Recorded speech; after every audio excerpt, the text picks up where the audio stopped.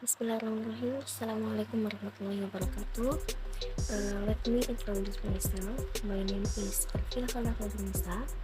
I come from Surabaya, and I am from class C2. I am a first semester student, majoring in Quran and interpretation of the Faculty of Salahuddin and Philosophy of the State Islamic University Sunan Ampel, Surabaya. Now, I will explain a little about the subject matter of English. My goal of making this video is to fulfill an English segment. Okay, get on with it. This book is about the interpretation of one particular type of Quranic text. Texts that are considered ethical in nature and are represented in the Quran's belief, rulings, law, commandments, prohibition, and instruction. Examples of such ethical content include belief in God, prophet, and life after death. Regulation relate to marriage, divorce, and inheritance, what is permitted, and prohibition relate to death. Dealing with a Muslim, instruction relating to etiquette, interfaith relation, and governance. This book is not intended as a manual providing a step-by-step guide to interpreting such texts, even though it contains useful ideas for their interpretation. Rather, it is an argument for releasing the ethical verse from the legalistic, literalistic approach that has been the hallmark of their interpretation from the post-formative period of Islamic law to the modern period in both exegesis and law. The book is first and foremost a justification for using a different approach to the interpretation of the ethical legal text. I will refer to this approach as contextualist. The thrust of my argument, therefore, is toward a more flexible approach to interpretation of this text by taking into consideration both the socio-historical context of the Quran at the time of revelation in the 1st or 2nd century and the contemporary concern and needs of Muslims today. My main interest is how the meaning of the Quran can be related to the life of the Muslim. In a sense, its application today, practicalities in different times, circumstance, and place, particularly as it relates to the concern and needs of the modern period. Historically, Muslim exegetes and jurists often rely on linguistic criteria only of interpret the ethical legal content and to determine whether a particular ruling in the Quran is to be universally applicable or not. In this, the question of social and historical context in which the ruling was given at the time of the revelation of the Quran was seen as irrelevant or unimportant, except in rare case. In writing this book, I am emphasizing that this social and historical context of the Quran need to be taken into account with the linguistic criteria to provide a fuller meaning of the Quran that is relevant to changing needs, and circumstances of Muslims. A question that arises is, what are those concerns and needs that justify embarking on the approach to the Quran? I am suggesting one could, of course, argue that such concerns and needs are transient and subjective, and that Quranic interpretation should not be linked to such concerns and needs.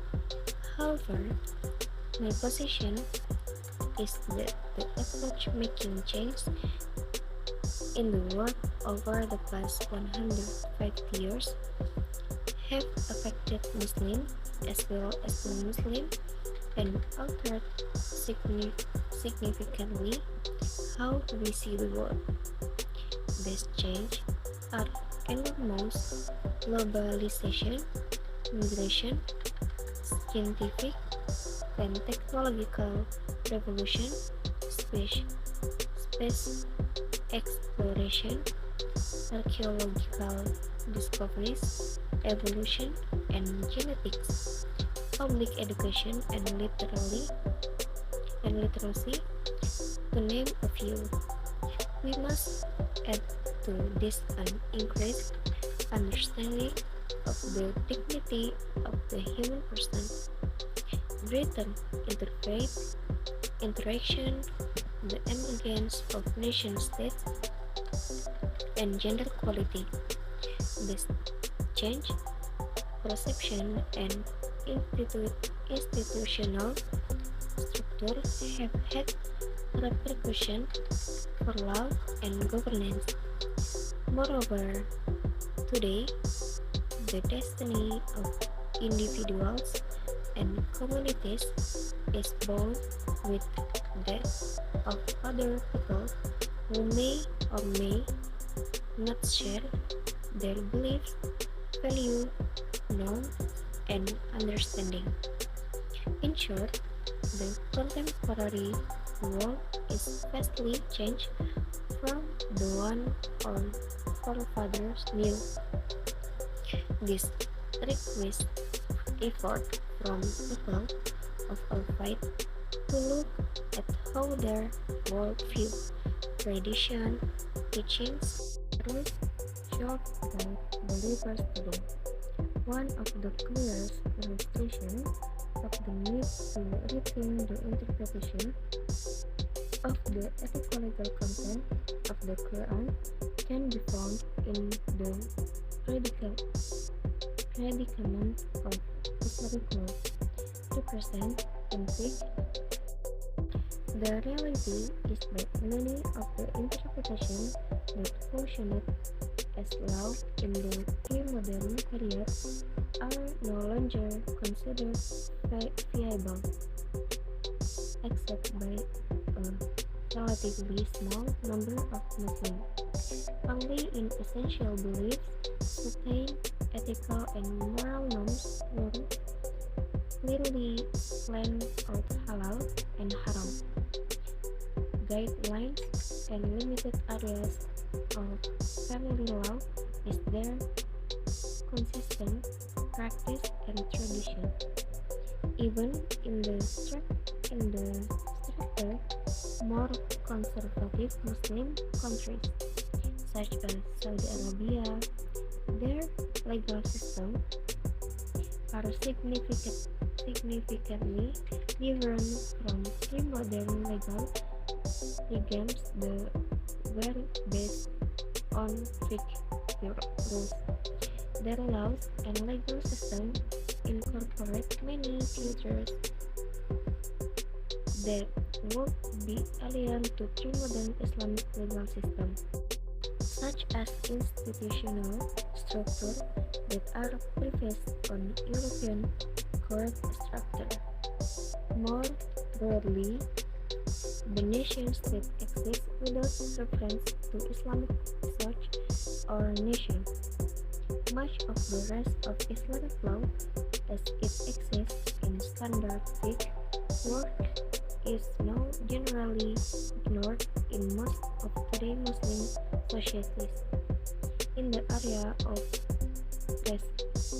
prescribed punishment, hudud, Islamic law is not implemented fully anywhere in the Muslim world, and those who call for it are increasingly opposed by an apparent majority of Muslims.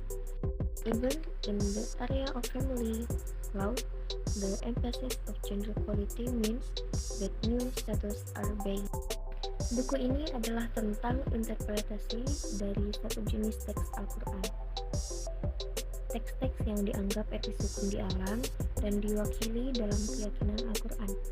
Aturan, hukum, perintah, larangan, dan petunjuk.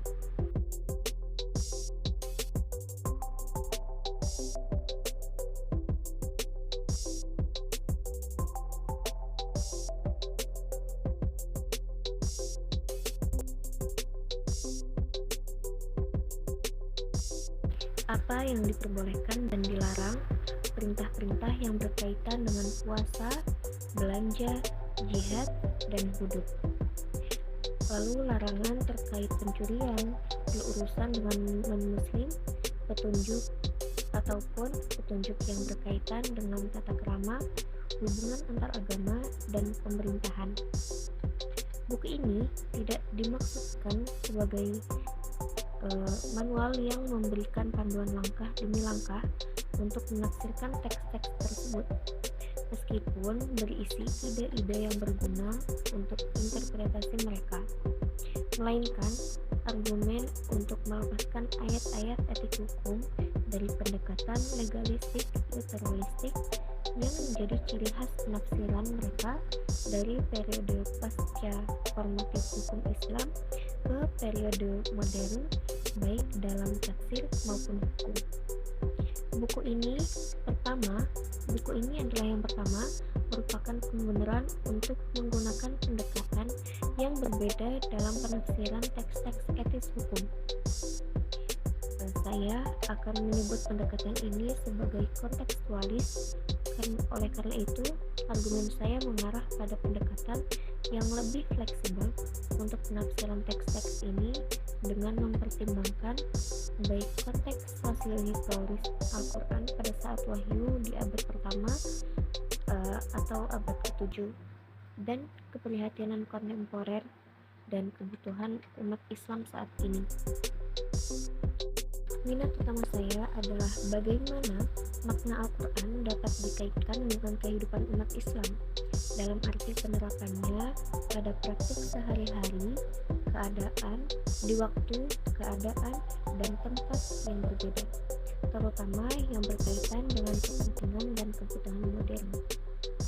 Secara historis, para penafsir dan ahli hukum muslim seringkali mengandalkan kriteria linguistik hanya untuk menafsirkan isi etik hukum dan untuk menentukan apakah suatu aturan tertentu dalam Al-Quran dapat diterapkan secara universal atau tidak.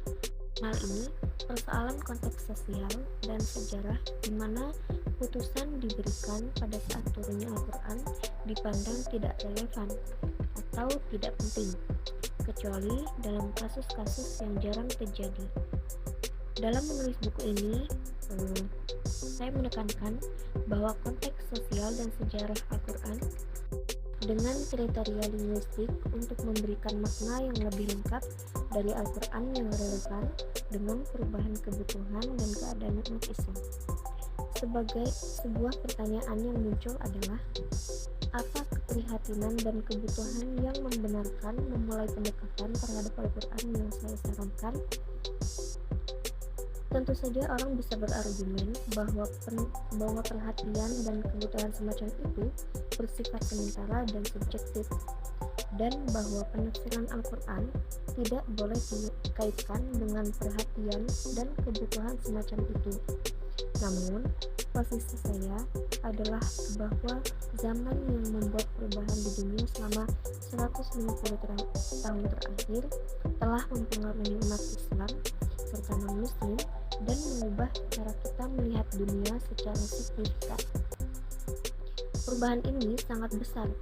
Globalisasi, migrasi, revolusi, ilmu pengetahuan dan teknologi, eksplorasi ruang angkasa, penemuan arkeologi, evolusi dan genetika, pendidikan publik dan melek huruf untuk beberapa nama.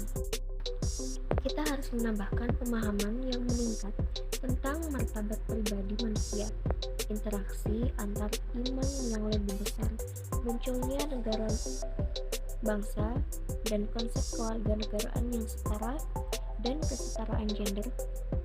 Perubahan persepsi dan struktur kelembagaan ini berdampak pada hukum dan pemerintahan. Terlebih lagi, saat ini nasib individu dan komunitas terikat dengan nasib orang lain yang mungkin memiliki atau tidak berbagi keyakinan, nilai, norma, dan pemahaman mereka. Singkatnya, dunia kontemporer sangat berubah dari yang diketahui nenek moyang kita. Ini membutuhkan upaya dari orang-orang dari semua agama untuk melihat bagaimana pandangan dunia, tradisi, ajaran, atau aturan mereka harus membimbing orang percaya hari ini. Salah satu ilustrasi yang paling jelas tentang perlunya memikirkan kembali penafsiran isi etiko-legal Al-Quran dapat ditemukan dalam kesulitan huruf hukum Islam yang dipresentasikan dalam fikih, yang pada hakikatnya adalah hasil dari penafsiran hukum Islam. Konten etik hukum dari Al-Quran dan sumber-sumber lain seperti sunnah. Kenyataannya, banyak interpretasi yang berfungsi sebagai hukum pada periode pramodern tidak lagi dianggap layak, kecuali oleh sejumlah kecil umat Islam. Hanya dalam keyakinan esensial, norma etika dan moral tertentu, dengan jelas menjabarkan pedoman halal atau haram, dan bidang hukum keluarga yang terbatas, terdapat praktik dan tradisi yang konsisten. Bahkan, di negara-negara muslim yang lebih ketat dan konservatif, seperti Arab Saudi, sistem hukum mereka sangat berbeda dengan rezim hukum pramodern yang disarankan pada aturan fikih. Hukum dan sistem hukum mereka menggabungkan banyak fitur yang asing bagi sistem hukum Islam pramodern, seperti struktur institusional yang diawali dengan struktur pengadilan Eropa. Lebih luas lagi, negara bangsa ada tanpa mengacu pada sumber atau gagasan Islam. Sebagian besar hukum Islam lainnya seperti yang ada dalam kitab-kitab perang standar sekarang, umumnya diabaikan di sebagian besar masyarakat muslim saat ini. Di bidang hukuman yang ditentukan hudud, hukum Islam tidak diterapkan sepenuhnya dimanapun di dunia muslim, dan mereka yang menirukannya semakin ditentang oleh mayoritas muslim. Bahkan di bidang hukum keluarga, penekanan pada kesetaraan gender berarti bahwa undang-undang baru sedang dibuat. Okay, thanks for watching. Hope you can understand well. Thank you. Wassalamualaikum warahmatullahi wabarakatuh. Bye-bye.